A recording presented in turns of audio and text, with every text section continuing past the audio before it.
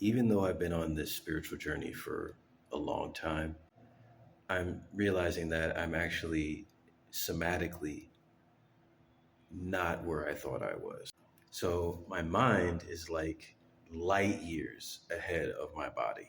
One thing about this process, or one thing that I learned very early on, especially like soon after my Kundalini awakening, your emotions and your body are going to do what they're going to do as far as like unloading a lot of crap, going through their process, doing what they're doing. You cannot mentally force them to do things that are not natural to them and that aren't kind of moving them and shaping them in a particular direction. So, like, you cannot force the mind's will onto the body, but you can understand the body and work with the body in order to shape it in a direction that you want to with the mind. But the mind has to respect the body. You guys ever see those trees or those plants that, people shape into like chairs and tables and stuff?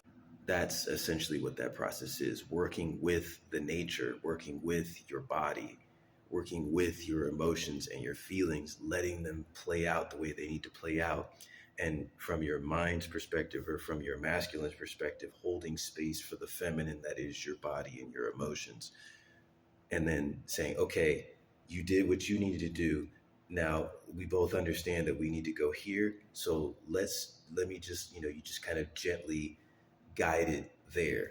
Now, in some instances, there can be a forcing, and that's when the spiritual process can feel a lot like boot camp, or being thrown in the deep end of the pool when you don't even know how to swim.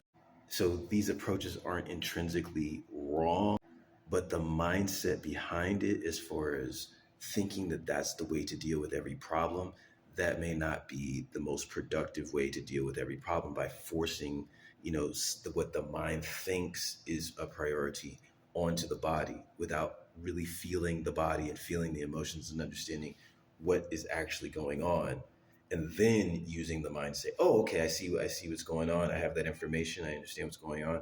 Okay, now with that, okay, oh, I need to step back. Okay, meaning the mind, meaning really the ego or the character that you think that you are, forcing some idea of what it thinks is right and where you need to go and what needs to happen and how fast it needs to happen and all that stuff. First, you have to feel the body, assess this, this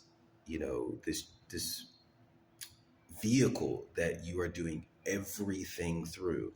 So I, went off on a tangent a little bit, but I realized that I'm somatically way behind where I think I am or thought I was.